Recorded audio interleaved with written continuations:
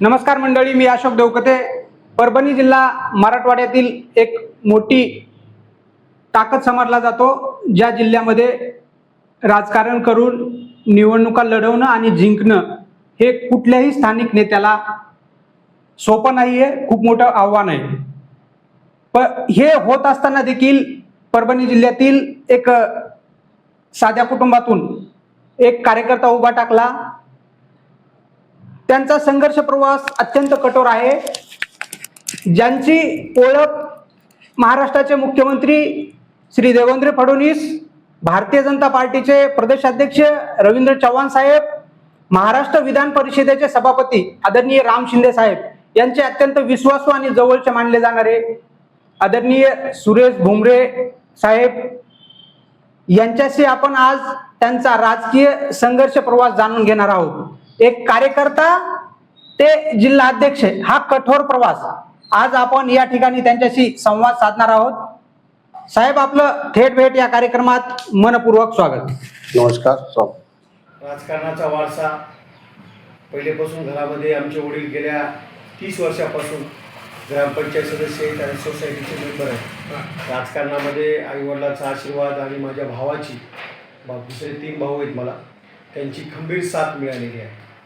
म्हणजे आईचा एक जिल्हा परिषद निवडणुकीत विजय तो तुमच्या आजच्या या राजकारणाच्या चळवळीतला एक महत्त्वाचा भाग समजावा लागेल. 100% सिंहाचा वाटा आमच्या आईच्या राजकारणापासून जी सुरुवात झाली जिल्हा परिषदेपासून, तिथून माझ्या जीवनाच्या राजकारणाची बी सुरुवात झाली. म्हणजे लहानपणापासून घरामध्ये राजकीय सामाजिक वातावरण होतं, फक्त ते ग्राउंड लेवलला गावापुरतं होतं. मी कालांतराने तालुका जिल्हा लेवलला सर्वांच्या आशीर्वादानं व्याप्ती वाढत गेली आणि आज या महाराष्ट्रामध्ये मराठवाड्यामध्ये वेगळं नाव कामाच्या माध्यमातून निर्माण केलं. भावांचा पूर्ण सपोर्ट आहे तुम्हाला? 100% भावाचा सपोर्ट 100% आहे. तिन्ही भाऊ माझ्या पाठीमागे खंबीर आहे. अडचणीच्या काळात त्यांनी मला साथ दिली. आता मी पण त्यांना खूप सहकार्य करीत असतो, कारण त्या भावामुळं आणि आईवडिलामुळंच इथपर्यंत मी आलेलो आहे. भारतीय जनता पार्टीचं परभणी जिल्ह्यातल्या अत्यंत महत्त्वाच्या पदावरती काम करताय. सर्वात पहिल्यांदा राजकारणात कधी आलात? माझं BA-BEd झालं होतं. BA-BEd झाल्यानंतर एक सामाजिक संघटना आम्ही परभणी जिल्ह्यामध्ये स्थापन केली होती, राज्य मल्हार मित्रमंडळाच्या माध्यमातून. संपूर्ण जिल्ह्यामध्ये एक धनगर समाजाचं एक संघटन आम्ही त्या संघटनेच्या माध्यमातून केलं होतं. आणि सुरुवात माझी शिवसेनेमध्ये झालेली आहे. शिवसेनेचा मी शाखा प्रमुख होतो एकता नगरचा, नंतर उपशहर प्रमुख होतो. आणि अतिशय चांगलं काम त्या काळामध्ये बाळासाहेब ठाकरे साहेबांच्या नावावर शिवसेना फॉर्ममध्ये होती. आणि अतिशय चांगलं काम तळागाळातून आलेला एक कार्यकर्ता, शाखा प्रमुख, उपशहर प्रमुख आणि एक या जिल्ह्यामध्ये एक चांगलं समाजाचं संघटन उभं केलं होतं. BA-BEd झाल्यानंतर माझी सुरुवात तेव्हा शिवसेनेपासून राजकारणात झाली होती. शिवसेनेत एकूण किती वर्ष काम केलं तुम्ही? शिवसेनेमध्ये जवळपास मी 6 वर्ष काम केलं. एक विधानसभा आणि एक लोकसभेमध्ये खूप सहकार्य, खूप प्रचार केला. पूर्ण समाज ताकदीनं शिवसेनेसोबत जोडला, सामान्य कार्यकर्ता जोडला. आणि सर्व परभणी जिल्ह्याच्या इतिहासातील आजही आमच्या शिवसैनिकाला माहीत आहे की किती मेहनत आणि किती काम केलं होतं. सध्याचे सन्माननीय जे खासदार आहेत संजय जाधव, ते त्यावेळेस आमदारकीला उभे होते. पहिल्या बी आमदारकीला आम्ही त्यांना सहकार्य केलं होतं, दुसऱ्या वेळेस बी आमदारकीला निवडून आणण्यामध्ये आमचा सिंहाचा वाटा आहे, हा संपूर्ण परभणी जिल्ह्याला माहीत आहे. BJP मध्ये प्रत्यक्ष प्रवेश कोणत्या साली केला? भारतीय जनता पार्टीमध्ये प्रवेश 2017ला केला. शिवसेनेनंतर मी काही दिवस राष्ट्रवादीमध्ये काम केलं. राष्ट्रवादीमध्ये खूप चांगलं काम आदरणीय अजितदादा पवार साहेबांनी, प्रदेशाध्यक्ष मधुकर पिचड साहेब होते, त्यांच्या उपस्थितीमध्ये मुंबई इथे माझा पक्षप्रवेश झाला होता शिवसेनेतून राष्ट्रवादी काँग्रेसमध्ये. 6 वर्ष राष्ट्रवादी काँग्रेसमध्ये अतिशय 2014ची लोकसभा संपूर्ण जिल्ह्यानं पाहितलं की विजयरावजी भांबळे हे उमेदवार होते, त्यांच्या थ्रू आम्ही प्रवेश केला होता. आणि त्यांना या जिल्ह्यामध्ये एक ताकद निर्माण करण्याचं काम माझ्यासारखे अनेक पदाधिकारी, कार्यकर्ते, त्यावेळेस तालुक्याचे अध्यक्ष, आम्ही सर्व 9 तालुक्याचे अध्यक्ष, मजबूत तालुका अध्यक्ष होते आणि त्यांना आम्ही जिल्ह्याचा नेता केलं होतं. बरं. जिल्हाध्यक्ष असताना ते राष्ट्रवादीचे जिल्हाध्यक्ष असताना विजयराव भांबळे हे चांगलं काम करत होते. आमदार झाल्यानंतर थोडं बदलले ते. त्यामुळं एका सामान्य कार्यकर्त्याला आम्ही जिल्ह्याचा नेता आम्ही सर्व पदाधिकाऱ्यांनी कार्यकर्त्यांनी स्वतःच्या मेहनतीवर लोकसभेला माझ्याकडे बुलेरो गाडी होती. अक्षरशः सगळं परभणी जिल्ह्यातील जनतेला माहित आहे. 637 गावात जाऊन वैयक्तिक प्रचार करणारा मी कार्यकर्ता आहे आणि सिंहाचा वाटा होता लोकसभेला त्यांच्या प्रचारामध्ये. त्यांच्यानंतर सर्वात जास्त प्रचार कोणी केला असेल तर परभणी जिल्ह्यातला कोणी आपल्याला सांगेल की सुरेश भुमरेंनी. आणि मी राष्ट्रवादी काँग्रेसचा तालुका अध्यक्ष होतो. तालुका अध्यक्ष असताना मी 63 गावामध्ये शाखा ओपन केल्या होत्या. परभणी सारख्या तालुक्याचा तालुका अध्यक्ष ते मी फादर बॉडीचा कमी वयात आणि चांगलं काम केल्यामुळं सर्वसामान्य जनतेचे मी नेहमीच काम करत असतो. त्यामुळं सर्वसामान्य जनता ही नेहमी माझ्यासोबत आहे. सामाजिक काम करत असताना कोणाचा दवाखान्याचा प्रश्न असेल, कोणाचा पोलिटिशियनचा प्रश्न असेल. पण पक्ष का सोडावा लागला तुम्हाला? राष्ट्रवादी एवढं सगळं काम केलं, तुम्ही आमदार निवडून आणले, मग पक्ष का सोडावा लागला?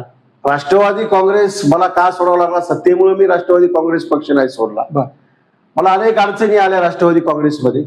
आपल्याला माहिती आहे, एक सामान्य सर्वसामान्य कुटुंबातला कार्यकर्ता राजकारण करीत असताना ज्यावेळेस चांगलं नावारूपाला येतो, काम करतो, त्यावेळेस पक्षातल्याच काही लोकांना कुठेतरी पक्ष वाढू द्यायचा नसते, स्वतःपुरता पक्ष लिमिटेड ठेवायचा असतो. त्यावेळेस जिल्हाध्यक्ष राष्ट्रवादी काँग्रेसचा मी 2018ला होणारा होतो. माझं नाव जवळपास फायनल झालं होतं.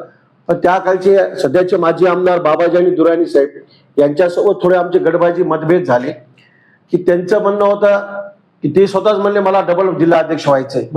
त्यामुळं तिथून आमचे क्रायसिस व्हायला सुरुवात झाली आणि विनाकारण कुठलंही कारण नसताना हे पक्ष का भोवती काम करता, हेच गटका आहे, असं धनगर समाज राष्ट्रवादी को मतदानच नाही करता, कुठेतरी समाजावर बोलणं, हे बोलणं, या गोष्टी बरोबर आमच्या वाढत गेल्या. हे वाद आमचा एका मिनिटात मिटला असता जर विजयराव भांबळे यांनी लक्ष घातलं असतं.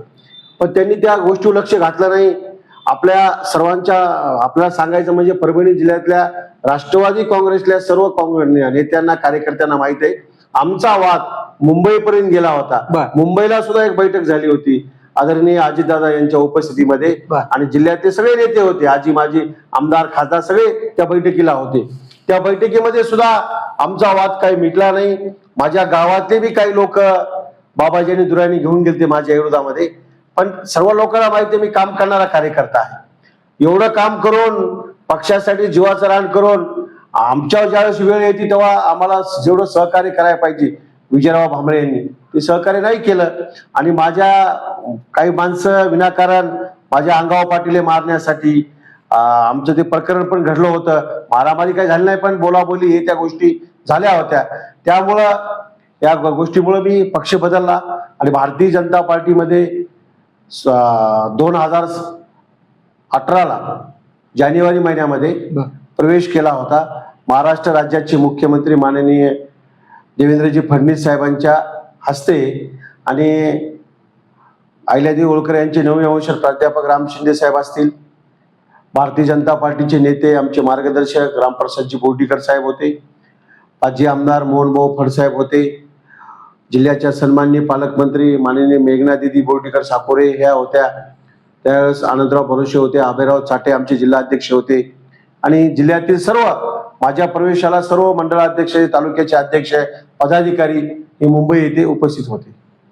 पक्षामध्ये बीजेपी मध्ये प्रवेश करताना कुणी सपोर्ट केला की ये मी तुला सांभाळतो किंवा कामाचा कार्यकर्ता आहे असं वरिष्ठ लेवलला किंवा जिल्ह्याच्या लेवलला की बीजेपी मध्ये ये मी तुला व्यवस्थित मान सन्मान देतो, त्यावेळी कोण होता? असं माझ्यासमोर दोन गोष्टीचे दोन व्यक्तिमत्व आदर्श होते. एक म्हणजे महाराष्ट्र राज्याचे मुख्यमंत्री, ते 18 तास सर्वसामान्य जनतेसाठी काम करतात आणि 18 पगड जातीच्या माणसाला सोबत घेऊन काम करतात.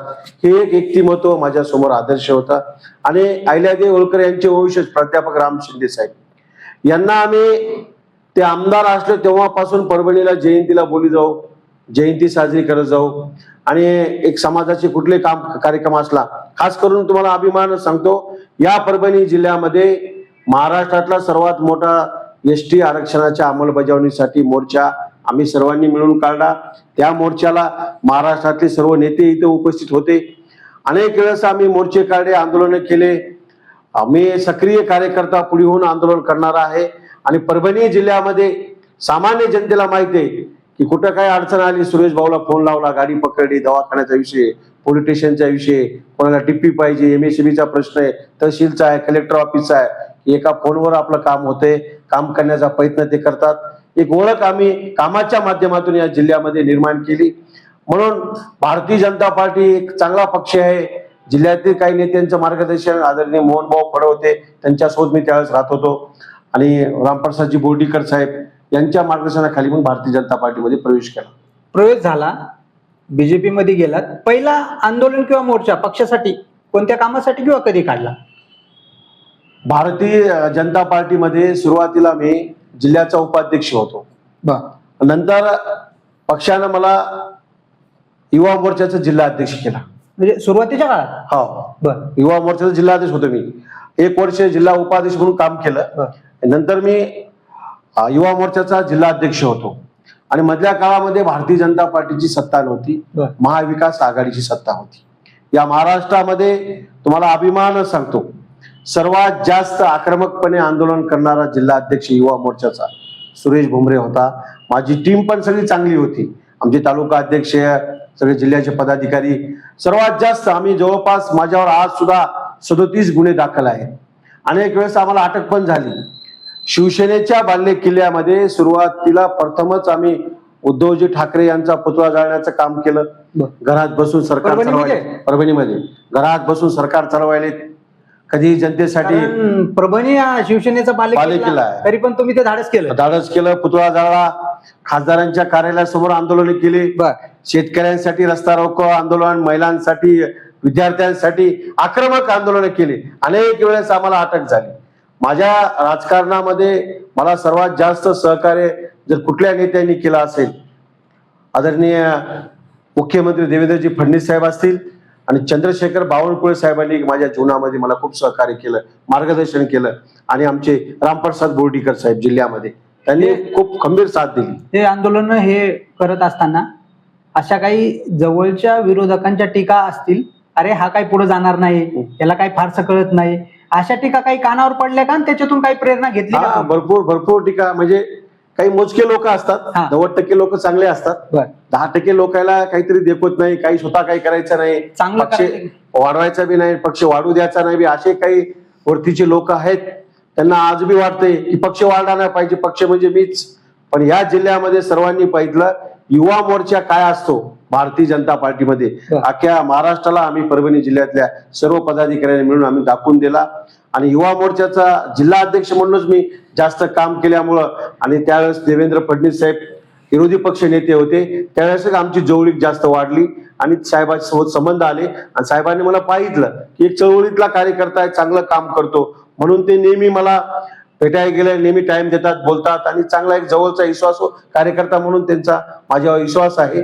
नक्की कालांतराने मी प्रदेशचा उपाध्यक्ष होतो. पक्षानं मला पंढरपूरला पोटनिवडणुकीला पाठवलं, तिथं आम्ही प्रचार केला, तिथली सीट निवडून आणली. बेंगळूरला पाठवलं, तिथं आम्ही चांगलं काम केलं. भारतीय जनता पार्टीमध्ये युवा मोर्चामध्ये अतिशय चांगलं काम प्रदेश अध्यक्ष, उपाध्यक्ष असताना आणि युवा मोर्चाचा जिल्हा अध्यक्ष असताना केलं. तर प्रभारी म्हणून माझ्याकडे बीड जिल्हा होता. बीड जिल्ह्यात सुद्धा संघटनात्मक काम फार कमी होतं, पण मी तिथं जाऊन सुद्धा बैठका घेऊन संघटनात्मक काम वाढण्याचा प्रयत्न केला होता. राजकारणात आजकालच्या अलीकडच्या राजकारणामध्ये पक्षात 2-4 महिने सडनली काम केल्यानंतर प्रत्येकाला वाटतं मला चांगलं पद असावं. अनेक लोक फक्त पदासाठी जगतात किंवा पदासाठी काम करतात. तुम्ही खूप दिवस कार्यकर्ता म्हणून काम केलंय. कार्यकर्त्याचे दिवस कसे असतात? कार्यकर्त्याला फार संघर्ष करावा लागतो. कार्यकर्त्याने आपली पक्षासोबत निष्ठा पाहिजे, चांगलं काम करायचं. अनेक लोक म्हणतात याने 2-3 पक्ष बदलले. पक्ष सुरेश भुमरेने सत्तेसाठी नाही बदलले, संपूर्ण परभणी जिल्ह्यातील जनतेला माहित आहे. आज जे नेते ज्या नेत्यासोबत काम केलंय त्या सर्व नेत्यांना ताकद देण्याचं काम आणि जीवाचं रान त्यांच्या निवडणुकीमध्ये करण्याचं काम मी केलेलं आहे, आमच्या सर्व पदाधिकाऱ्यांनी केलेलं आहे. आणि ताकद, तुम्हाला अभिमान सांगतो, आज एवढं काम करून आज एक मानणारा वर्ग आम्हाला या जिल्ह्यातच नव्हे तर संपूर्ण मराठवाड्यामध्ये, महाराष्ट्रामध्ये आपल्याला पण माहित आहे की सुरेश भुमरे चांगला माणूस आहे, चांगलं काम करतो म्हणून अनेक लोक आपल्याला चाहतात, मानतात. त्यामुळं आमचं अनेक त्यांची ती जी ऊर्जा, लोकांचा आशीर्वाद आणि लोकांची जी प्रेरणा असते, हीच आमची ताकद आहे. मी कुठल्याही गावात जाऊ द्या, परभणी जिल्ह्यातल्या, तुम्हाला अभिमानच सांगतो, 200-300 लोक जमा होतात आणि सर्व समाजाला माहित आहे ज्याप्रमाणे प्रामाणिक काम करणारा माणूस आहे, कुठला जातीभेद नाही, कुठला काही नाही, सर्व लोकांना माहित आहे. त्यामुळं एक चांगली ओळख या जिल्ह्यामध्ये कामाच्या माध्यमातून आमची झालेली आहे. आज एक समीकरण बनलं या जिल्ह्यामध्ये की आम्ही ज्या पक्षात राहतो ताकदीनं काम करतो. आज भारतीय जनता पार्टीने बी मला खूप काही दिलं. भारतीय जनता पार्टीमध्ये एवढं प्रामाणिक काम केलं. या जिल्ह्यामध्ये शिवसेनेचा बालेकिल्ला म्हणून परभणी जिल्हा ओळखला जातो. गेल्या 35 वर्षापासून या शिवसेनेच्या बालेकिल्ल्याचं रूपांतर भारतीय जनता पार्टीच्या बालेकिल्ल्यामध्ये करण्यामध्ये सन्माननीय आमच्या जिल्ह्याच्या पालकमंत्री माननीय नामदार मेघनादिदी बोर्डीकर साकोरे यांच्या नेतृत्वामध्ये आणि रामप्रसादजी बोर्डीकर साहेब यांच्या मार्गदर्शनाखाली माझा सिंहाचा वाटा आहे. सर्वांना माहित आहे की तळागाळामध्ये भारतीय जनता पार्टी आम्ही कशी रुजवली, कशी वाढवली. आमचे सर्वच पदाधिकारी, प्रदेशचे, जिल्ह्याचे, मंडळाचे सर्वांनी प्रामाणिक चांगलं काम केलं. कार्यकर्ता म्हणून काम करत असताना पक्षामध्ये पक्षासाठी किती वेळ द्यायचा आणि त्यावेळी घरचे मुलं, बाळ, पत्नी काय तुमच्यावर रागवत होती का? काय चाललंय तुमचं, किंवा आई वडील असतील, भाऊ असेल, काहीतरी बघ घराचं, हे ह्या समस्या, घरच्या इंटरनल समस्या कशा होत्या त्यावेळेस? मी मिडियम कुटुंबातला सर्वसामान्य कार्यकर्ता आहे आणि सर्व जिल्ह्यातील लोकांनी जवळून पाहिलेलं आहे. भारतीय जनता पार्टी पक्षासाठी आणि सर्व समाजासाठी 18 तास काम करणारा मी कार्यकर्ता आहे. खरे कुटुंबाकडे माझं कमी लक्ष झालं, पण मी प्रामाणिक सगळ्या गोष्टीकडे माझं लक्ष असते. सर्वांना मी वेळ देतो. जेवढा वेळ पक्षासाठी, समाजासाठी, सामान्य लोकांच्या कामासाठी देतो त्यातला वेळ काढून कुटुंबाकडे मी माझं लक्ष असते. सर्वांकडे लक्ष असते. खास करून माझ्या गावातून मला प्रेरणा मिळाली. गोकुळनाथ महाराजांचा आशीर्वाद आमच्या सोबत आहे आणि त्यामुळं आज एक पिंगळीसारखं सामान्य कुटुंबातला एक मुलगा आज जगातल्या सर्वात मोठ्या पक्षाचा, ज्या पक्षाची सत्ता गल्लीपासून दिल्लीपर्यंत आहे, ज्या पक्षाचे सर्वात जास्त खासदार आहेत, आमदार आहेत, 18 राज्यात सत्ता आहे, त्या पक्षाचा कमी वयात मी जिल्हाध्यक्ष आहे. अभिमानाची गोष्ट वाटते आपल्याला. आणि मी जसा जिल्हाध्यक्ष झालो तशा निवडणुका लागल्या. परभणी जिल्ह्यामध्ये 9 तालुके, बरोबर ना? बरोबर. तुमची दिनचर्या कशी असते? आता जिल्हाध्यक्ष आहेत, शेड्यूल कार्यकर्त्यांचे फोन येतात, अडी अडचणी असतात, कसं असतं? तुम्ही सकाळी किती वाजता उठता आणि तुमच्या शेड्यूल दिनभर आणि रात्री घरी किती वाजता पोहोचतात? मी एक टाइम टेबल लावून ठेवलेला आहे. नियोजनबद्ध काम असतंय. की आमचं काम कसं असतंय की दौरा केला, संपूर्ण तालुक्याचा दौरा करायचा आणि महिन्यातून 2 दिवस माझा जनता दरबार असतो. मी गेल्या 2 वर्षापासून जनता दरबार डेली घेतो. ज्या लोकांना अडीअडचणी, सामान्य लोकांना काही कामं असली, काय प्रामुख्याने काय अडचणी जाणवतात लोकांना? काय असं म्हणजे महत्वाचे प्रश्न थोडक्यात हायलाइट होणार? लहान लहान प्रश्न असतात लोकांचे. कोणाचा MSCBचा प्रश्न असतो, कोणाचा दवाखान्याचा प्रश्न असतो. तो गंभीर प्रश्न आहे सगळ्यांचा. दवाखान्याचा प्रश्न म्हणजे काही डॉक्टर चांगले आहेत, काही डॉक्टर आवचा भाऊ बिल करतात, गरीबाला लुटण्याचं काम करतात. आमच्या एका फोनमुळं, आम्ही बोलल्यामुळं अनेकांचे 50,000, 40,000, 20,000 अशी बिलं कमी होतात. अनेकांना कोणाला कुठं काही रक्त पाहिजे असेल, काही पाहिजे असेल तर आमच्या माध्यमातून कोणाची गाडी पकडली. सर्वात जास्त प्रामुख्याने प्रश्न आमच्याकडे येतात शेतातले. शेत रस्ता अडविला, शेत रस्ता झाले, भावकीचे किचकट भांडणं सगळ्यात जास्त. आणि दुसरी अडचण म्हणजे MSCBची जास्त अडचण आहे. तरी आता आमच्या जिल्ह्याच्या सन्माननीय पालकमंत्री, त्यांच्याकडे ऊर्जा खाता आहे आणि त्यांचं काम अतिशय चांगलं आहे. आता ऊर्जा विभागाच्या अडचणी थोड्या कमी झाल्यात. त्यामुळं आणि लोकांचे प्रश्न म्हणजे दैनंदिन प्रश्न असतात की कोणाला कास्ट सर्टिफिकेट मिळत नाही, कोणाला उगाच कलेक्टर ऑफिसला चक्रा मारावं लागतात, लहान लहान कामं असतात, कोणाला धनंगस प्रमाणपत्र पाहिजे असते, कोणाला संजय गांधी पगारीचा विषय असते. हे अनेक विषय आम्ही सक्रिय सहभाग होऊन, वाटलंच तर मी कलेक्टर ऑफिस, तहसीलला जाऊन लोकांचे प्रश्न सोडण्याचं काम करीत असतो.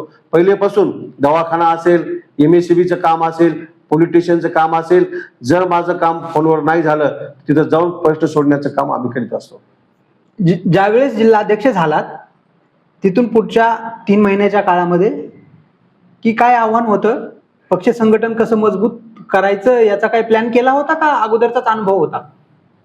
मी जिल्हाध्यक्ष झाल्यानंतर पक्षामध्ये फार अगोदर गटबाज्या होत्या बर आणि जिल्हाध्यक्ष व्हायच्या अगोदर साहजिक आहे, प्रत्येकाला इच्छा असते पक्षामध्ये, अनेकांना इच्छा होत्या जिल्हाध्यक्ष व्हायच्या.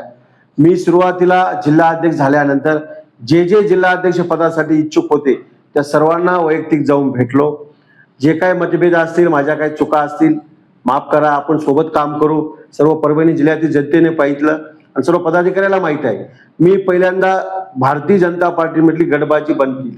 बर सर्वांना एकत्र आणण्याचं काम केलं आणि सर्वांना मानपान देऊन अनेकांना पद दिले. पक्षाने सांगितलं ती जबाबदाऱ्या आम्ही सर्वांनी बसून, जिल्ह्यातल्या नेत्यांनी बसून दिल्या. मी तुम्हाला अभिमानानं सांगतो, पहिल्या 3 महिन्यामध्ये पक्ष संघटना कशी वाढेल आणि भारतीय जनता पार्टीची ताकद या जिल्ह्यात कशी वाढेल. मी जिल्हाध्यक्ष झाल्यानंतर 3 महिन्यानंतर इलेक्शन लागले, नगरपालिका लागल्या.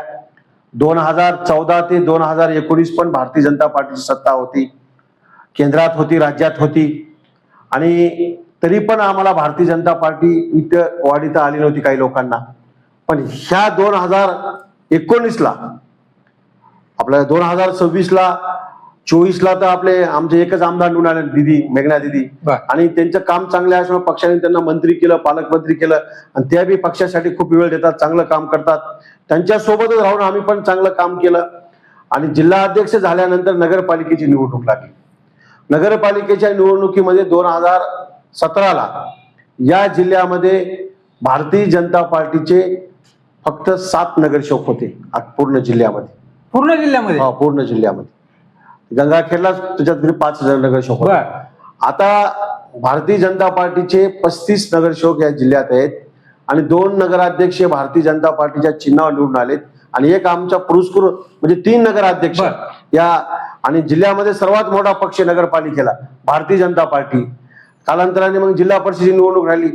जिल्हा परिषदला 2017ला भारतीय जनता पार्टीचे 5 सदस्य होते, आज 24 झाले. पंचायत समिती उमेदवार आमचे फक्त 6 होते, आज जवळपास मला वाटते 47 सदस्य पंचायत समितीचे निवडून आले. आणि जिल्हा परिषदवर सत्ता भारतीय जनता पार्टीची आली, पण सत्ता येताना खूप अडचणी आल्या. कारण अनेकांनी भारतीय जनता पार्टीला वगळून सगळे पक्ष एकत्र झाले होते.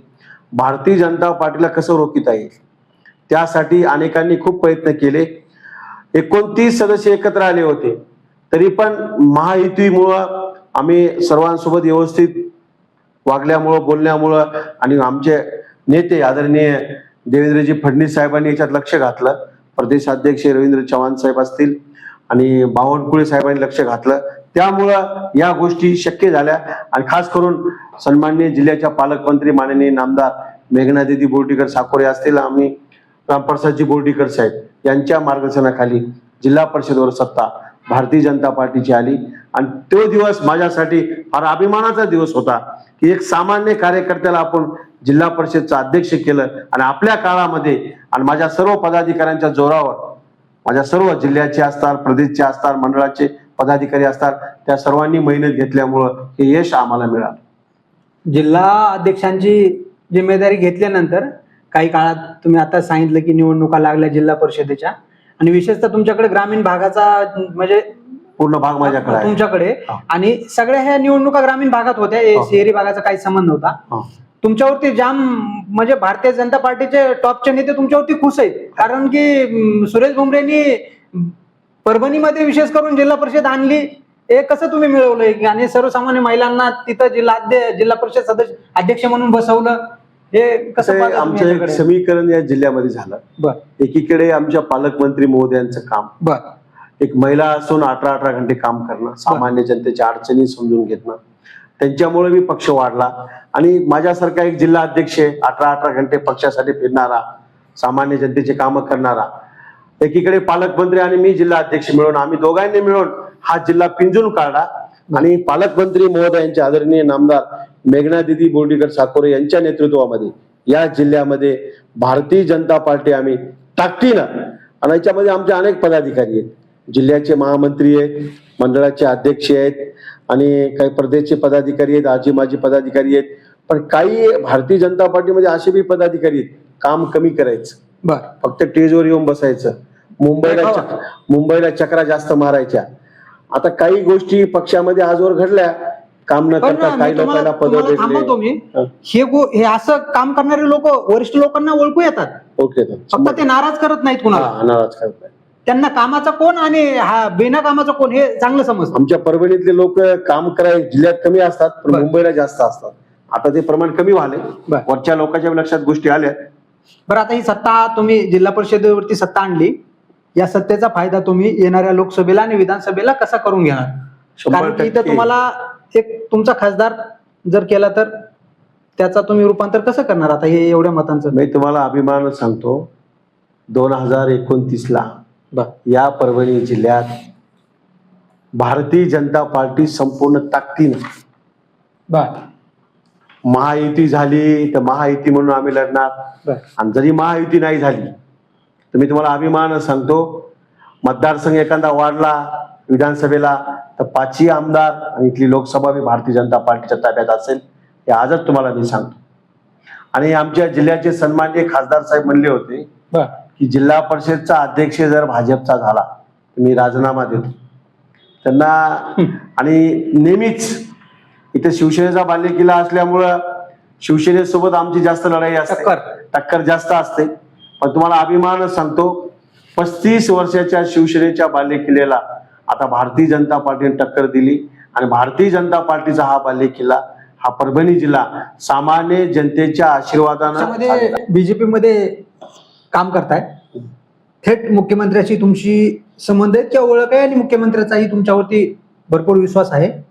पण पहिली अशी कुठली घटना प्रसंग किंवा कुठल्या कामानिमित्त मुख्यमंत्र्यांच्या जवळ गेलात आणि हा सुरेश बाबा खरंच कामाचा आहे किंवा याला पक्षामध्ये आपण सहकार्य केलं तर हा सामान्य लोकांचं काम करेल असं कधी वाटलं किंवा कधी मुख्यमंत्र्यांनी तुम्हाला हे केलं? मुख्यमंत्री साहेबांनी ज्यावेळेस आदरणीय देवेंद्रजी फडणवीस साहेब विरोधी पक्षनेते होते, महाविकास आघाडी सरकार होतं या महाराष्ट्रामध्ये, आणि करोनासारख्या महामारी बिमारीच्या काळामध्ये जीवाची पर्वा न करता संपूर्ण महाराष्ट्रामध्ये संपूर्ण जिल्ह्यात जाऊन सर्वसामान्य जनतेला आधार देण्याचं काम देवेंद्रजी फडणवीस साहेबांनी केलं.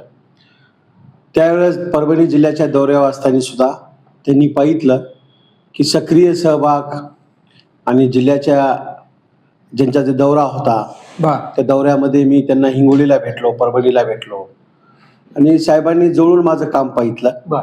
महाविकास आघाडी सरकारच्या विरोधात पदावरती होतात पक्षाच्या? युवा मोर्चाचा जिल्हा अध्यक्ष होतो, आणि जिल्हाध्यक्ष युवा मोर्चाचा असल्यामुळं, आणि मी फार मोठे ताकदीचे आंदोलन आम्ही केले होते सर्व पदाधिकाऱ्यांनी आम्ही, आणि एक जिल्ह्यामध्ये वेगळी ओळख युवा मोर्चाची तयार केली होती, आणि ते साहेबांनी जवळून पाहितलं. आणि नेहमी 15 दिवसातून महिन्यातून एकदा आमची साहेबासोबत भेट असते काहीतरी कामानिमित्त. साहेबाला बी सर्वसामान्य जनतेची कामं घेऊन आल्या आवडते, लोकांची कामं घेऊन या, लोकांची कामं करा. आणि मी तुम्हाला अभिमान सांगतो, ज्या नेत्याने भारत देशाचं नाव जगाच्या कान्याकोपऱ्यात नेलं, आदरणीय मोदी साहेब असतील, आमचे अमित भाई शाह साहेब असतील, आणि महाराष्ट्र राज्याचे मुख्यमंत्री जे 18 तास काम करतात देवेंद्रजी फडणवीस साहेब, आणि आमचे चंद्रशेखरजी बावनकुळे साहेब असतील, आणि एक बूथ अध्यक्ष ते प्रदेशाध्यक्ष ज्यांचा प्रवास आहे, साधी राहणीमान पण उच्च श्रेणी, सगळ्या लोकांना चांगलं समजून कार्यकर्त्याच्या पाठीमागं खंबीर राहणारे आमचे प्रदेशाध्यक्ष आदरणीय आमदार रवींद्रजी चव्हाण साहेब असतील, यांच्या प्रेरणेतून आम्ही हे काम करतो. एक प्रेरणा आम्हाला मिळाली. चांगली ओळख कधी झाली फडणवीस साहेबांसोबत? फडणवीस साहेबांसोबत आमची चांगली ओळख पंढरपूरच्या पोटनिवडणुकीमध्ये झाली. पंढरपूरच्या पोटनिवडणुकीमध्ये साहेबाची सभा असताना मी तिथं होतो, आणि साहेबांनी माहिती मिळाली की सुरेश इथं खूप फिरायला आहे, आणि एक समाजामध्ये चांगली ओळख सुरेशची बी आहे. आणि पंढरपूर नंतर बेंगलोर भालके आमदार जे निधन झालं आणि पोटनिवडणूक लावली, समाधान अवताडे आमचे उमेदवार होते, त्यावेळेस जवळून संबंध आले त्या निवडणुकीमध्ये.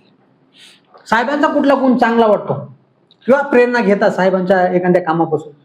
देवेंद्रजी फडणवीस साहेबाचा एक गुण चांगला वाटतो, कमी बोलायचं, काम जास्त करायचं. हे आदर्श व्यक्तिमत्व देवेंद्रजी फडणवीस साहेब आहेत, की आम्हाला अभिमान वाटतो अशा नेतृत्वासोबत आम्हाला काम करायला मिळाले. आणि आमच्यासारख्या गरीब कुटुंबातल्या सामान्य कार्यकर्त्याला एवढा मान सन्मान आदरणीय देवेंद्रजी फडणवीस साहेब देतात. महाराष्ट्रातल्या प्रत्येक पदाधिकाऱ्याला भारतीय जनता पार्टीच्या ते आपलेसे नेते वाटतात. कारण प्रत्येकाला मानपान देण्याचं काम त्यांच्या कामानुसार देवेंद्र फडणवीस साहेब नक्की करतात.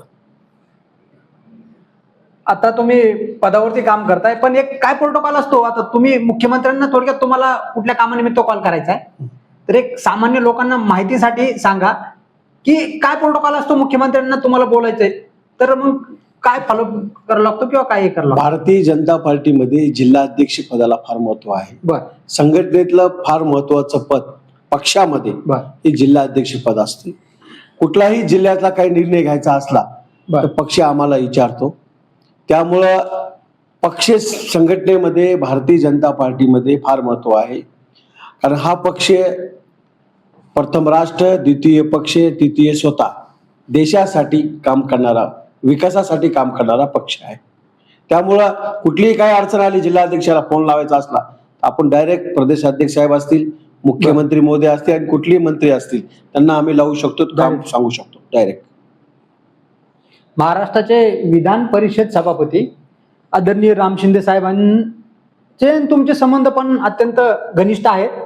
साहेबांकडून काय मार्गदर्शन भेटलं किंवा साहेबांकडून काय सल्ला भेटतो, कसं काम कर? राज्य बल्लाळ मित्रमंडळाच्या माध्यमातून मी आणि मारुतराव बनसोडे पैलवान यांनी एक संघटना स्थापन केली आणि ते आमदार असताना मी राष्ट्रवादी काँग्रेसचा तालुका अध्यक्ष होतो. आणि कोण आमदार असताना? राम शिंदे साहेब. हा. बर आम्ही त्यांना पहिल्यांदा जयंतीला आणलं. बर एक समाजाचं भूषण आहे, आयल्या देवळकरचे माहेरकडे वंशाचे आहेत आणि एक प्रेरणा समाजाला या जिल्ह्यात मिळेल म्हणून आम्ही त्यांना सुरुवातीला परभणीमध्ये जयंतीला आणलं. म्हणजे राष्ट्रवादीत तुम्ही काम करत असताना देखील त्यांना, तुम्ही बीजेपीचा आमदार ते असताना देखील तुम्ही त्यांना आणलं. आम्ही जयंतीला आणलं, त्यांचा मोठा कार्यक्रम घेतला जयंतीचा. आणि मी राष्ट्रवादीमध्ये असताना शिंदे साहेब गृहराज्यमंत्री झालते, मी त्यावेळेस तालुका अध्यक्ष होतो राष्ट्रवादी काँग्रेसचा. बर तर तुम्हाला अभिमान सांगतो की नागरी सत्कार भव्य दिव्य मी आणि मारुतराव बनसोडे पैलवांनी या परभणी जिल्ह्यामध्ये आम्ही सर्वांनी मिळून एक भव्य नागरी सत्कार शिंदे साहेबांचा घेतला होता. आणि त्यांच्याकडून एक काम करण्याची प्रेरणा मिळते. वेळोवेळी शिंदे साहेब मार्गदर्शन करतात, सुरेश हे केलं पाहिजे, तुझं काम चांगलं आहे, तुझा कॉन्टॅक्ट चांगला आहे, तू मेहनत फार करतोस त्यामुळं तुला भवितव्य आहे. एक नेतृत्व आम्हाला मार्गदर्शन करतंय आणि ह्या माझ्या वाटचालीमध्ये शिंदे साहेबांचं मार्गदर्शन मला मोलाचं ठरलेलं आहे. काही परभणी मतदारसंघातल्या लोकांसोबत चर्चा केली, त्यांचं असं म्हणणं आहे की सुरेश भुमरेंकडे काम घेऊन गेलं की अगोदर प्रथम ते शांततेने ऐकून घेतात आणि मग कार्यवाही करतात, म्हणजे माणूस हा परफेक्ट आहे. तर ही कुठून तुमच्या याच्यामध्ये उतरलं किंवा कुठल्या नेत्याचा आदर्श घेतला? हा आदर्श आमच्या सर्वांचे नेते आणि महाराष्ट्राचे मुख्यमंत्री आदरणीय देवेंद्र फडणवीस साहेबांचा आदर्श आम्ही घेतला.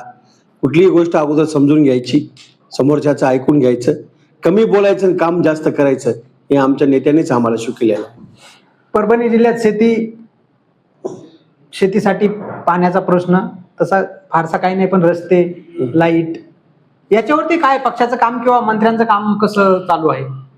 मी तुम्हाला अभिमान सांगतो, या परभणी जिल्ह्यामध्ये 35 वर्षात जे शिवसेना करू शकली नाही, मागच्या 10 वर्षात सर्व हवे रस्ते करण्याचं काम जिंतूर ते परभणी आणि परभणी ते गंगाखेड हा रस्ता भारतीय जनता पार्टीच्या काळात झाला.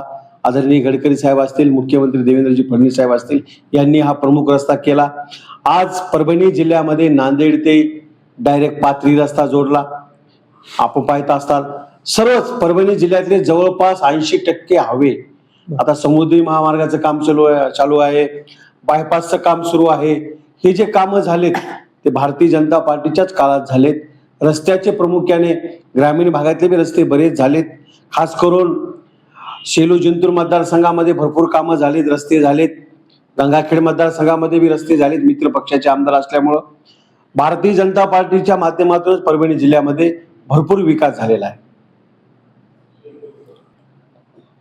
3 पक्ष मिळून तुम्ही सध्या एकत्र युती आहे तुमची, भारतीय जनता पार्टी, दुसरं अजित पवारांचा गट आणि शिंदे साहेबांचा गट. हे जिल्ह्यामध्ये तिघांना एकत्र घेऊन काम करताना कुठल्या अडचणी येतात किंवा काय होतं? साहजिक आहे, आमची लढत जास्त राष्ट्रवादी काँग्रेस पार्टी सोबतच झाली जिल्हा परिषदला. म्हणजे 70% अजित पवार गट हा, अजितदादा पवार गटांसोबत. बरं. कारण 15 वर्ष सत्ता जिल्हा परिषद भारतीय राष्ट्रवादी काँग्रेस पार्टीची होती आणि आमचे 70% उमेदवार जवळपास राष्ट्रवादी काँग्रेस सोबत लढले होते. त्यामुळं पण आता आम्ही महायुती राज्यात असल्यामुळे आम्ही जिल्ह्यामध्ये सुद्धा आमच्या नेतृत्वाने सांगितल्याप्रमाणे त्यांच्यासोबत जुळून घेतलं. आता सत्ता स्थापन झालेली आहे. जिल्हा परिषदचा अध्यक्ष भारतीय जनता पार्टीचा आहे आणि उपाध्यक्ष हा राष्ट्रवादी काँग्रेस पार्टीचा आहे. जिल्ह्याच्या पालकमंत्री मेघनाताई बोर्डीकर आणि त्यांचे वडील रामप्रसाद बोर्डीकर यांचे आणि तुमचे कौटुंबिक संबंध आहेत ते तुम्हाला खूप जपतात. हे कसं निर्माण झालं तुमचं नातं, किंवा काय तुम्ही त्यांच्या विश्वासपात्र काय काम केलं?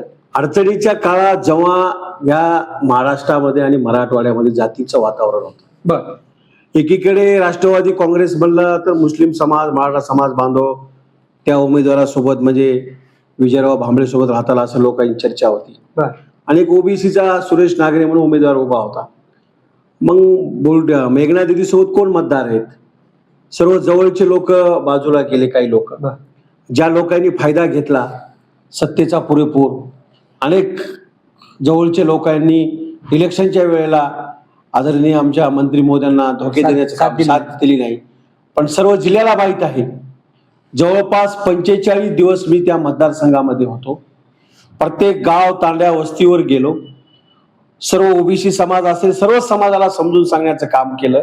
भारतीय जनता पार्टीचा विकास, आदरणीय नामदार मेघना दिदी बोर्डीकरांनी केलेला विकास, बोर्डीकर साहेबांनी केलेलं आजवरचं काम आणि भारतीय जनता पार्टी ही लोकांना सांगितली. जास्त मतदार फुटू दिलं नाही. खास करून धनगर समाज एका लाईनीमध्ये आणला. 80% मतदार, मी तुम्हाला अभिमान सांगतो, धनगर समाज बांधवांनी भारतीय जनता पार्टीच्या उमेदवार माननीय नामदार मेघना दिदी बोर्डीकर साकोरे यांना केलं. ओबीसी सुद्धा मतदान बरंच झालं. प्रत्येक समाजाचं मतदान त्यांना झालं. पण त्यामध्ये थोडा सिंहाचा वाटा या सर्व जिल्ह्यातल्या लोकांना माहिती आहे. अडचणीच्या काळात संपूर्ण निवडणूक अंगावर घेऊन रोखठोक विरोध करून एक चांगलं काम करण्याचा प्रामाणिक प्रयत्न, एक भाऊ म्हणून बहिणीच्या पाठीमागं खंबीर उभं राहण्याचं काम मी या विधानसभेला केलं. त्यांनी ते जवळून पाहितलं. त्यामुळं बोर्डीकर साहेबांनी अनेक भाषणामध्ये, मेघना दिदी बोर्डीकर साकोरे यांनी सुद्धा त्यांच्या अनेक भाषणामध्ये सांगितलं की सुरेश भाऊनं खूप सहकार्य केलं आणि सगळ्या लोकांनी मला साथ दिली. कारण समाज बांधव असतील, सर्व समाजाचे लोक असतील, इतर समाजाचे लोक सुद्धा मला चांगलं चाहतात, काम चांगलं करतो म्हणून. कुठल्याही गावात गेलो मी, एवढं जातीचं वातावरण असताना कुण्या गावात कोणी मला अडविलं नाही. एवढ्या बैठका झाल्या, एवढ्या सभा झाल्या, ज्या ज्या गावात गेलो 100, 200, 300 लोक जमा व्हायचे आणि प्रत्येक जण आमचं ऐकून घ्यायचे. त्यामुळं त्याचं रूपांतर विजयामध्ये झालं. त्यामध्ये आमचा सिंहाचा वाटा आहे. सर्वांनी सहकार्य केलं. प्रत्येक कार्यकर्त्याची मेहनत आहे याच्या मागं. कोणा एकट्यामुळं हा विजय नसतो. बोर्डीकर साहेबांचे जीवाभावाचे माणसं आहेत, भारतीय जनता पार्टीचे पदाधिकारी आहेत. आम्ही सुद्धा आमच्या परीनं 45 दिवस प्रत्येक गावात जाऊन प्रचार केला. बोर्डीकर परिवारावरती असं कुठलं तरी संकट आलंय आणि त्याला तुम्ही सपोर्ट केला, अशी कुठली घटना आहे का? हीच विधानसभेची निवडणूक? ही विधानसभेची निवडणूक आहे. ज्या ज्या वेळेस आमच्या पालकमंत्री महोदयांना अनेक नेत्यांनी घेरण्याचा प्रयत्न केला, टार्गेट करण्याचा प्रयत्न केला, त्या त्यावेळेस एक भाऊ म्हणून त्यांच्या पाठीमागं खंबीर राहण्याचं काम आम्ही केलेलं आहे. आणि त्यांनी सुद्धा माझ्यासारख्या कार्यकर्त्याला आदरणीय बोर्डीकर साहेबांनी ताकद दिली. जिल्हा अध्यक्ष करण्यामध्ये सर्वात जास्त सिंहाचा वाटा आदरणीय देवेंद्रजी फडणवीस साहेबांचा आहे, बावनकुळे साहेबांचा आहे, रवींद्र चव्हाण साहेबांचा आणि त्यानंतर रामप्रसादजी बोर्डीकर साहेबांचा सिंहाचा वाटा आहे मला जिल्हा अध्यक्ष करण्यामध्ये. अत्यंत महत्वाचा प्रश्न आहे. गेलेल्या लोकसभेला पक्षाने सांगितलं महादेव जानकर उमेदवार असतील. सडनली तुम्ही प्रचार यंत्रणेत उतरलात, सगळं कार्यकर्ते जमा केले, प्रचंड मेहनतीने तुम्ही प्रचार केला त्या माणसाचा. पण पुढील काळात तो माणूस तुमच्या विरोधात परभणी जिल्ह्यामध्ये उपस्थित होता. हे का घडलं किंवा काय सांगताल याच्याबद्दल? आपण सर्वांनी पाहितलं असेल, महादेवरावजी जानकर साहेबाला भारतीय जनता पार्टीने भरपूर दिलं. 2दा आमदार केलं, कॅबिनेट मंत्री केलं, लोकसभेची उमेदवारी दिली, स्वतः देशाचे पंतप्रधान या परभणी जिल्ह्यात आले, सभा घेतली, लहाना भाऊ म्हणले आणि सगळी ताकद आदरणीय देवेंद्रजी फडणवीस साहेबांनी त्यांच्या पाठीमागे लावली. स्वतः देवेंद्र फडणवीस साहेब 2 वेळेस आले त्यांच्या निवडणुकीमध्ये. पण जानकर साहेबांनी अडचणीच्या काळात ज्या पक्षानं साथ दिली, ज्या नेत्यांनी साथ दिली, त्यांना साथ न देता लोकसभेची निवडणूक झाली की लगेच भाजपच्या विरोधात बोलायला, भाजपला जागा दाखवा, ते फार मोठे नेते आहेत, त्यांच्याबद्दल मी बोलू नये. पण मी हा प्रश्न विचारतोय, तुम्ही अपाट कष्ट घेतलंय, हे संपूर्ण महाराष्ट्राने बघितलंय, त्यामुळे खूप मेहनत घेतली, प्रत्येक गावात जाऊन प्रचार केला, सगळी निवडणूक अंगावर घेऊन प्रचार केला. एवढं मताधिक्य जानकर साहेबांना भेटलेलं नाही कुठं, अफाट मताधिक्य भेटलेले, कारण की या मतदारसंघात तसं काही त्यांचं काम नाही, कुठलं रिलेशन नाही. अचानक फक्त तुम्ही पक्षाचे कार्यकर्ते म्हणून तुम्ही काम केल्यामुळे त्यांना एवढं मताधिक्य गाठता आलं. याच्यामध्ये सगळ्यांनी काम केलं आणि अख्ख्या आलेच किती 22 दिवसामध्ये एवढं मतदान त्यांना आम्ही दिलं. पण त्यांनी पुढच्या काळात लगेच विधानसभेला विरोध करायला लागले, जिल्हा परिषदला तर भाजपला पराभूत करा, भाजपला विरोध करायला लागले. एक प्रश्न आहे, थांबवतो. जानकर साहेब अलीकडच्या काळामध्ये ईव्हीएम वर आरोप करतात, ईव्हीएम मशीनवरती. ज्यावेळेस बीजेपीत होते त्यावेळेस ते भारतीय जनता पार्टी ही 2 खासदारापासून एवढा पक्ष वाढण्यामागचं कारणच आहे की ही ग्राउंड लेवलला काम करणारा पक्ष आहे. निवडणुका आल्या की भारतीय जनता पार्टी काम करीत नाही. 5 वर्ष अफाट मेहनत कष्ट भारतीय जनता पार्टीचा प्रत्येक पदाधिकारी, बूथ अध्यक्षापासून मंडळ अध्यक्ष, जिल्हा अध्यक्ष, जिल्ह्याचे, तालुक्याचे, मंडळाचे, प्रदेशचे पदाधिकारी प्रचंड मेहनत घेतात. मेहनतीच्या जोरावर हा पक्ष इथपर्यंत आलेला आहे. कोणाला कुठलाही काही कारण नसल्यामुळं काहीतरी म्हणायचं, पण मी तुम्हाला अभिमान सांगतो, केंद्र आणि राज्य सरकारच्या सर्वसामान्य जनतेसाठी विकासाच्या योजना आणि 18 घंटे काम मोदी साहेब आणि देवेंद्र फडणवीस साहेब करतात. त्यांचं काम आणि सरकारच्या योजना आणि कार्यकर्त्याचे कष्ट आणि मेहनत तिच्या जोरावर हा भारतीय जनता पार्टी पक्ष या महाराष्ट्रामध्ये आणि देशामध्ये वाढलेला आहे. परभणी विधानसभा क्षेत्रातील अनेक मंडळी कार्यकर्ते ते तुम्हाला आमदाराच्या रूपात पाहतात, तर तुम्ही काय याला उत्तर देता किंवा कसं हे करताय? सर्वांना वाटतंय की आता सुरेश भुमरे आमदार झाला पाहिजे, साहजिक आहे. काम तसं आहे म्हणून काम आपण करतो, मेहनत करतो. बर, तुमची स्वतःची काय इच्छा आहे याबद्दल काय वाटतंय तुम्हाला? नाही, सुरेश भुमरे हा सामान्य जनतेचे काम करण्यासाठी जन्मलेला आहे आणि आज न उद्या आमदार होणारच आहे. हे सर्व जिल्ह्याला माहित आहे आणि महाराष्ट्रातल्या मायबाप जनतेला जनतेच्या आशीर्वादानंच एक ना एक दिवस आमदार आता पक्ष मागच्या दारानं करते का निवडणुकीत उभं करते. ज्या ज्या वेळेस योग्य वाटेल पक्ष नेतृत्वाला त्यावेळेस संधी मिळणारच आहे. आपलं काम करीत राहायचं. आमदार झाल्यानंतर असं कुठलं काम आहे की बाबा ते आपल्याला करायचंय किंवा मी ते करणार, असं काही डोक्यात आहे का? आहे. गावासाठी असेल, तालुक्यासाठी असेल, जिल्ह्यासाठी असेल? आमचे एक पिंगळी गाव, मी एक आदर्श गाव, या महाराष्ट्रामध्ये एक आदर्श गाव आम्हाला करायचंय. आमदार झाल्यानंतर गावापासून सुरुवात करायची आणि आपली सुरुवात सुद्धा गावापासून झालेली आहे. आणि दुसरं एक काम मी करणार, समाजाची बांधणी फार मोठ्या प्रमाणात करणार. कारण समाजाच्या लोकांनी अनेक नेत्यांना मोठं केलं, अनेकांना खासदार, आमदार, मंत्री केलं, पण ज्या प्रमाणात समाजाकडे लक्ष द्यायला पाहिजे, साधी एखादी बैठक सुद्धा लावली नाही कोण्या नेत्यांनी समाजाची, विभाग वाईज, जिल्हा वाईज. ज्या समाजाच्या जीवावर तुम्ही आमदार झालेत, मंत्री झालेत, अनेक लोक, मला सांगावर कोण महाराष्ट्रभर फिरलं? कधी समाजाची, जिल्ह्याची, प्रमुख लोकांची बैठक तरी कोणी लावली का? पण एक बांधणी करायची. कारण या महाराष्ट्रामध्ये तुम्हाला अभिमान सांगतो, मराठा समाज बांधवानंतरचा 2 नंबरचा समाज जर कुठला असेल, ओबीसी मध्ये सर्वात मोठा समाज कुठला असेल तर धनगर समाज आहे. पण राजकारणात सर्वात मागे समाज कोणता असेल तो धनगर समाज आहे. ओबीसी मध्ये सर्वात मागे समाज आपला राजकारणामध्ये धनगर समाज आहे. त्यामुळं अशोकराव मी ठरलेलं आहे की फार मोठी बांधणी आपल्याला भविष्यामध्ये करायची. परभणी जिल्ह्यात तर आहेच, पण संपूर्ण मराठवाड्यात तुमच्या नावाचा बोलबाला आहे.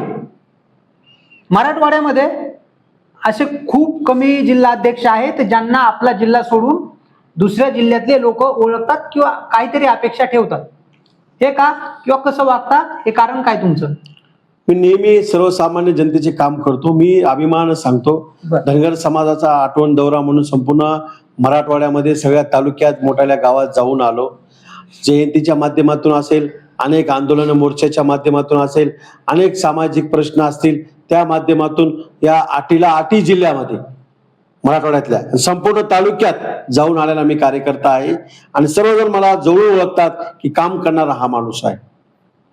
काही गोष्टी पाहतो मी, परभणी जिल्ह्यापुरतं ठीक आहे, पण तुम्ही ज्यावेळेस जिल्हाध्यक्ष झालात त्यावेळेस मी ज्या जिल्ह्यातून येतो, बीड जिल्ह्यातून, व्हॉट्सअप खोललं, एवढं अपडेट झालं फक्त सुरेश भाऊचं, जे माझ्या तालुक्यातले किंवा माझ्या जिल्ह्यातले लोक, मला आश्चर्य वाटलं, अरे हे माणूस परभणीचा, हे स्टेटस कोरं ठेवतात बीडचे, हे प्रेम कसं तुम्हाला जुळवता येतं, किंवा तिकडे पण तुमचे कार्यकर्ते बीडमध्ये किंवा अजून दुसऱ्याही तालुक्यात जिल्ह्यात असतील, पण मी माझा अनुभव सांगतो तुम्हाला. हे आपल्याला अभिमान सांगतो, फार जीवाभावाची माणसं या मधल्या काळामध्ये काम केल्यामुळं निर्माण झालीत आणि मला मानणारा वर्ग फार मोठा आहे. मराठवाड्यात आहे, महाराष्ट्रामध्ये आहे, त्यातल्या त्यात परभणी जिल्ह्यात तर प्रत्येक गावामध्ये आणि मराठवाड्यामध्ये संपूर्ण जिल्ह्यामध्ये मानणारा वर्ग आहे आणि आम्ही सुद्धा कधी चुकीचं वागत नाही. या कुठूनही महाराष्ट्रातून मराठवाड्यातून आम्हाला फोन आला तर आम्ही हाकेला धाव देतो, त्यांच्या अडचणी समजून घेतो, सोडण्याचा प्रयत्न करतो. त्यामुळे प्रत्येकाला आपला हक्काचा भाऊ वाटतो, आपला भाऊ आहे, आपला घरचा माणूस आहे, आपण काम केलं, फोन लावला की काम होते, असे प्रत्येकाला जाणीव झाली. त्यामुळे अफाट लोक प्रेम करतात. त्यामुळं आज सुरेश भुमरे हा जिल्ह्यापुरता किंवा एका कुटुंबापुरता मर्यादित नसून हा सुरेश भुमरे लोकांच्या प्रेमापोटी आशीर्वादामुळे संपूर्ण मराठवाड्यात आणि महाराष्ट्रामध्ये एक वेगळी ताकद लोकांच्या माध्यमातून तयार झालेली आहे. तुमची सामाजिक चळवळ ते आजपर्यंत प्रवास खूप खडतर आहे. यामध्ये कधी असा एखादा क्षण आला की नाराजी, मी राजकारण सोडून देतो, असा कुठला प्रसंग आला? 2-3 वेळेस तसा प्रसंग आला की एवढं काम करून. काय विषय होता? विषय म्हणजे पक्षातली अंतर्गत गटबाजी आणि ज्या नेत्यासाठी आपण एवढं करतो त्यांचं एखाद्या दुर्लक्ष होतंय, कोणाच्या तरी सांगण्याहून काहीतरी असं वाटतंय कधी कधी. पण आता सगळ्या गोष्टी अभ्यास झालाय, कुठं काय निर्णय घेतला पाहिजे, कसं वागलं पाहिजे, कोण कसा माणूस आहे, माणसं ओळखता, राजकारणामध्ये माणसं ओळखता आली पाहिजे. आणि आता आजकाल तर प्रचंड जातीवाद झालेला आहे, पण मी कधीच आयुष्यामध्ये जातीवाद करत नाही आणि माझ्याकडे कोणी जातीवाद म्हणून पाहत बी नाही. कारण मी 18 पगड जातीच्या माणसाला सोबत घेऊन चालणारा कार्यकर्ता आहे. आदरणीय आपल्या सर्वांना माहीत आहे की आपल्या सर्वांचं दैव छत्रपती शिवाजी महाराज असतील, राजमाता पुण्यश्लोक अहिल्यादेवी होळकर असतील, डॉक्टर बाबासाहेब आंबेडकर असतील, या सर्व महापुरुषांना मानणारा मी कार्यकर्ता आहे. ज्या परिस्थितीतून, छोट्या कुटुंबातून, एकदम गरीब कुटुंबातून आज इथपर्यंत पोहोचलात, तुमच्यासारखे अनेक कार्यकर्ते पक्षामध्ये, तुमच्या पक्षासाठी विचारतो मी, अनेक कार्यकर्ते या पद्धतीने किंवा गरिबीतून काम करतात, प्रामाणिकपणे काम करतात, त्यांच्यासाठी काय संदेश द्याल, किंवा काय जर प्रामाणिकपणे काम केलं तर शेवटी काय भेटतं कार्यकर्त्यांना, तुम्ही काय सांगाल? भारतीय जनता पार्टीमध्ये मी एक पाहितलं, संयमाला फार महत्व आहे. तो आपण जर प्रामाणिक काम केलं, पक्ष आज न उद्या विचार करतो. पक्ष हा नेहमी सामान्य कार्यकर्त्याला ताकद देण्याचं काम भारतीय जनता पार्टी या पक्षाने केलेलं आहे.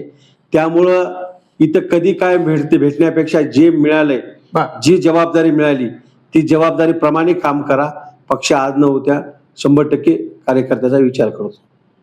सुरुवातीच्या काळामध्ये राजे मल्हारराव होळकर मित्रमंडळाच्या मंडळ, तुम्ही संकल्पना ही तुमची खूप, म्हणजे त्या काळी तुमचं जसं की म्हणायचं सुरुवात, समाजकारणाची सुरुवात, तुम्ही तिथून पुढे राजकारणात आलात. ती संकल्पना कशी आली डोक्यात की बाबा आपण हे मित्रमंडळ स्थापन, म्हणजे महापुरुषांच्या नावाने मित्रमंडळ स्थापन करावं आणि पुढं? बीएडला असताना एक विषय मॅटर झालं होतं. मॅटर संदर्भात आम्ही माडतराव बनसोडे पैलवान यांनी त्यावेळेस आम्हाला सहकार्य केला. माझा मित्र मोतीराम शिंदे आणि आम्ही सोबत असताना एक विषय घडला होता त्यावेळेस कॉलेज जीवनामध्ये, आणि त्यावेळेस त्यांचं सहकार्य लाभल्यामुळं त्यांच्यासोबत सहवास वाढला. अनेक सामाजिक संघटना आपण स्थापन केली पाहिजे. माडतराव बनसोडे पैलवान आमच्या दोघांच्या मनात डोक्यात विचार आला. आम्ही संघटना स्थापन केली आणि संपूर्ण जिल्ह्यामध्ये समाज एक केला, जयंत्या असतील या माध्यमातून. त्यामुळे ती मित्रमंडळाची संकल्पना माझ्या डोक्यात आली. आता एक महत्वाचा प्रश्न आहे, भारतीय जनता पार्टीचा निवडणुकीचा निकाल लागल्यानंतर प्रत्येक विरोधक EVM वरती बोलतो, पण आता अलीकडच्या काळामध्ये एक 3-4 दिवसापूर्वी दिसते तुमच्या पक्षश्रेष्ठींनी BL1 म्हणून काहीतरी नवीन पद तयार केलंय. ह्याचं कारण काय काय म्हणजे तुम्हाला जर EVM जर जिंकता येत असेल तर मग तुम्ही असं का राबता, असं थोडक्यात एक प्रश्न निर्माण होतो. EVM काही विषय नाही हो. EVM म्हणजे जनतेचा विश्वास आहे आमचा. बरं, EVM म्हणजे सामान्य जनता आमच्या सोबत आहे, सामान्य जनतेचा आशीर्वाद आमच्या सोबत आहे आणि देशातल्या प्रत्येक नागरिकाला कुठला लाभ केंद्र सरकारचा आणि राज्य सरकारचा मिळत आहे, लाडक्या बहिणीचा आशीर्वाद आहे, शेतकरी बांधवांचा आशीर्वाद आहे, विद्यार्थ्यांचं सहकार्य आहे. त्यामुळं भारतीय जनता पार्टी विकासाच्या जोरावर, आमचा ईव्हीएम म्हणजे विकास आहे, बरं. सामान्य जनतेचं काम आहे. एकीकडे केंद्र आणि राज्य सरकारच्या योजना आणि दुसरीकडे पक्ष संघटनेचं काम, हे तिन्ही संगतीमुळं आमचे एवढा विजय निकाल होतो. वाढला. हा, पण विजय. विरोधक याचा उलटा अर्थ काढताय. तुम्ही आता BLO ने पद निर्माण केलंय, तो त्या माणसाकडून तुम्ही काम करून घेणार, पण विरोधक तसं स्वतः राबायला तयार नाही. VM वरती म्हणजे आरोप करायचा आणि स्वतःच्या पक्षाचं काम करायचं नाही. म्हणजे असा माणूस एखादा त्या जरी पक्षांनी नेमला तरी त्यांच्यात परिवर्तन होऊ शकतो, पण ते राबायला तयार नाही. आता मला सांगा, उद्धव ठाकरे साहेब कधी घराच्या बाहेर निघत नाही, कशी बरं. शिवसेना वाढेल? बरोबर, करेक्ट आहे. आणि राहुल गांधी साहेब आमचे तर स्टार प्रचारक आहेत भारतीय जनता पार्टीचे. अर्धा प्रचार राहुल गांधीच आमचा करतात, कारण त्यांना तत्व नाही, काम करायचं माहित नाही. बाहेर देशात गेलं तर भारत देशाचीच बदनामी करायची. त्यामुळं ते नेतृत्वच नाही. हाय कोणतं नेतृत्व? काँग्रेसमध्ये कोणी नेतृत्व नाही जनतेत जाऊन काम करायला. शिवसेनेचं नेतृत्व घराच्या बाहेर निघायला तयार नाही उद्धव ठाकरे. हाय कोणतं नेतृत्व सांगा ना मला. त्यामुळं 2014ला श्री नरेंद्र मोदी पंतप्रधान झाले. त्याच्या अगोदर महाराष्ट्रात असेल शेतकरी आत्महत्या प्रचंड होत्या. नंतर त्या दृष्टीने शासनाने काही कामं केली. त्यामध्ये शेतकऱ्यांना मानधन म्हणून 2000 रुपये 2 महिन्याच्या अंतराने देण्याचं ठरवलं. त्याचा परिणाम काही दिवसांनी जाणवायला लागला. शेतकरी आत्महत्या थोड्या प्रमाणात कमी झाल्या. पण त्यापुढेही जाऊन महाराष्ट्रात परत 2014ला देवेंद्र फडणवीसांचं सरकार आलं. थोडं पुढे जात नंतर शिंदे साहेबांचं सरकार आल्यानंतर त्यांनीही डिक्लेअर केलं की हा प्लॅन आपला परफेक्ट झालाय. जो केंद्राने प्लॅन दिलेला होता त्याच्यानुसार आत्महत्या कमी होत आहेत. जर अजून ह्याला पाठबळ दिलं तर 100% महाराष्ट्राला शेतकरी पैशाविना आत्महत्या करणार नाही. याबद्दल काय म्हणायचंय तुम्हाला? केंद्र सरकारने ज्याप्रमाणे 2000 रुपये 4 महिन्याला एकदा देण्याचं काम केलं, आपण पहिल्या देशाचे पंतप्रधान यांनी शेतकरी बांधवाचा विचार केला. त्याचप्रमाणे राज्य सरकारने बी सुद्धा शेतकरी बांधवांना 500 रुपये महिन्याला मानधन देण्याचं काम केलं. आणि आज अभिमान सांगतो, महाराष्ट्राचे कर्तव्यदक्ष मुख्यमंत्री देवेंद्रजी फडणवीस साहेबांनी 2 लाखापर्यंत कर्ज माफ केलं. त्यामुळे शेतकऱ्यामध्ये आनंदाचं वातावरण आहे. देवाभाऊवर सर्वांचा विश्वास आहे. कारण आपण या महाराष्ट्राचं राजकारण पाहिलं असेल, तो माणूस 18 तास फक्त जनतेचं काम करतो. एकच झोपीतून उठलं झोपलं तरी त्या माणसाला फक्त महाराष्ट्रात दिसतो, महाराष्ट्रातली सर्वसामान्य जनता दिसते. त्यामुळं असं नेतृत्व भविष्यामध्ये मी तुम्हाला सांगतो, मोदी साहेबानंतर या देशाचं नेतृत्व आमचे अमित भाई शाह साहेब आहेत आणि देवाभाऊ यांच्याकडे पाहिलं जातं. अतिशय चांगलं व्यक्तिमत्व आहे. आणि देवाभाऊने कर्जमाफी केली आणि या महाराष्ट्रामध्ये शेतकऱ्यांसाठी काय काय करता येते हे देवाभाऊ खूप अभ्यास आहे. त्यामुळं कालांतराने त्यांच्या मनात आहे की एकाही शेतकऱ्यांनी आत्महत्या केली नाही पाहिजे, यासाठी ते प्रयत्न करीत आहेत. असा एक प्रश्न उपस्थित होतो, देवेंद्र फडणवीस हे जर उद्धव ठाकरेंनी सपोर्ट काढून घेतला नसता तर 3 टर्मला मुख्यमंत्री राहिले असते आणि ते केंद्रामध्ये श्री योगी आदित्यनाथ यांच्या स्पर्धेत जसं की भविष्यातले पंतप्रधान पदाचे उमेदवार राहिले असते. पण त्याचं नुकसान उद्धव ठाकरेंनी केलं, हे तुम्हाला काय वाटतं? त्याचं जाणून बुजून केलं? उद्धव ठाकरेंनी नुकसान त्यांचं केलं म्हणण्यापेक्षा स्वतःचं नुकसान उद्धव ठाकरेंनी करून घेतलं. कसं असं झालं ना, हम भी डुबेंगे सनम तुमको भी लेकेंगे, असं काहीतरी. देवेंद्र फडणवीस साहेबांनी आपण पाहितलं असं विरोधी पक्षनेते असताना बी अख्खा महाराष्ट्र अंगावर घेऊन कोरोना सारख्या महामारी बिमारीच्या काळामध्ये स्वतः गोवा फिरला आणि मुख्यमंत्री घरामध्ये होते उद्धव ठाकरे. आणि त्यामुळे जे जे पद मिळालं देवेंद्रजी फडणवीस साहेबाला, त्या पदामध्ये त्यांनी सिद्ध करून दाखवलं कामाच्या माध्यमातून. विरोधी पक्षनेते पद असेल, उपमुख्यमंत्री पद असेल, आता मुख्यमंत्री दुसऱ्यांदा झालेत. मी तुम्हाला अभिमान सांगतो, भविष्यामध्ये त्यांच्या मेहनतीमुळं आणि त्यांच्या कामामुळं की ते संपूर्ण देशात सुद्धा नेतृत्व एक दिवस देवेंद्र फडणवीस साहेब करतील असं आमच्या सगळ्या कार्यकर्त्याला वाटतं. आता मुलाखतीच्या शेवटाकडे येऊया. 4 प्रश्न आहेत, रॅपिड फायर, तुम्हाला त्याचं उत्तर देणं बंधनकारक आहे. पहिला प्रश्न आहे तुम्हाला, भविष्यात विधानसभा जर लढवायची असेल परभणी जिल्ह्यामध्ये तर कुठला मतदारसंघ निवडाल, जिंतूर, परभणी, गंगाखेड का पाथरी? पक्षाने जर आदेश दिला तर परभणी विधानसभा लढवी मी. बर नवीन मतदारसंघ झाला, बर पाहू काय होते, पण पक्षाने जर सांगितलं लढवायची 100% परभणी विधानसभेतून किंवा नवीन मतदारसंघातून लढविणार. भविष्यात आमदार व्हायला आवडेल का भारतीय जनता पार्टीचा युवा मोर्चाचा प्रदेशाध्यक्ष? सुरुवातीला सभागृहात जाऊन आमदार व्हायला आवडेल, लोकांचे प्रश्न सोडवायला आवडतील. नंतर पक्ष जी जबाबदारी देईल, कुठलीही जबाबदारी पक्षाने दिली आतापर्यंत प्रामाणिक आपण जबाबदारी पार पाडलेली आहे आणि चांगलं कष्ट आणि संघर्ष करूनच काम, मेहनत करून काम केलेलं. दोन व्यक्ती, तुम्ही त्या व्यक्तींच्या तितकेच जवळचे आहात. एक नवनिर्वाचित खासदार रामराव वडकुते साहेब आणि रामप्रसाद बोर्डीकर साहेब. या दोन्हीपैकी फक्त एकाच नाव घ्यायचंय. तुम्हाला कोण तुमचा जवळचा वाटतो? रामप्रसाद बोर्डीकर साहेब कार्यकर्त्याला ताकद देणारा नेता आहे आणि कार्यकर्त्याच्या पाठीमागे खंबीर राहणारा नेता म्हणजे रामप्रसाद बोर्डीकर साहेब. वडकुते साहेब चांगले आहेत, पण त्यांच्या आयुष्यामध्ये त्यांच्याकडून शिकायसारख्या बऱ्याच गोष्टी आहेत. मेहनत कमी करता, काम कमी करता कसं पद मिळवायचं हे अवश्य आपण त्यांच्याकडून शिकलं पाहिजे. शेवटचा प्रश्न आहे, जनतेचे कामं घेऊन मुंबईपर्यंत जाता, एक अनुभव म्हणून विचारतोय. शिंदे गटातील मंत्री किंवा अजित पवार गटातील मंत्री चांगलं सहकार्य कोण करतात? भारतीय जनता पार्टीच्या पदाधिकाऱ्याला आतापर्यंत मित्र पक्षाकडे जायची वेळ आली नाही, गरज नाही पडत. कारण भारतीय जनता पार्टीचे आमचे सगळे कामं भारतीय जनता पार्टीच्या माध्यमातून होतात, पण मित्र पक्षाचे मंत्री सुद्धा आम्हाला चांगलं सहकार्य करतात. आम्ही कोणाकडे जर काम घेऊन गेलं, राष्ट्रवादी काँग्रेस पार्टीचे मंत्री असतात, शिंदे सेनेचे मंत्री असतात, चांगलं सहकार्य करतात दोघंही. मित्रांनो, हे होते सुरेश बुमरे, भारतीय जनता पार्टीचे परभणी जिल्हाध्यक्ष. यांचा आपण एक संघर्षमय खडतर प्रवास आपण आज या ठिकाणी जाणून घेतला आहे. त्यांनी एक संदेश दिला आहे की प्रामाणिक कार्यकर्ता जरी तो गरीब असेल तरीही एक ना एक दिवस त्याच्या मेहनतीला फळ भेटतं. ह्या त्यांचा महत्वाचा संदेश, जे प्रामाणिकपणे काम करतात या तरुणांसाठी. भाऊ, आपण थेट भेट या न्यूज चॅनलला आपला बहुमूल्य वेळ दिला त्याबद्दल मनापासून धन्यवाद. धन्यवाद, आभार.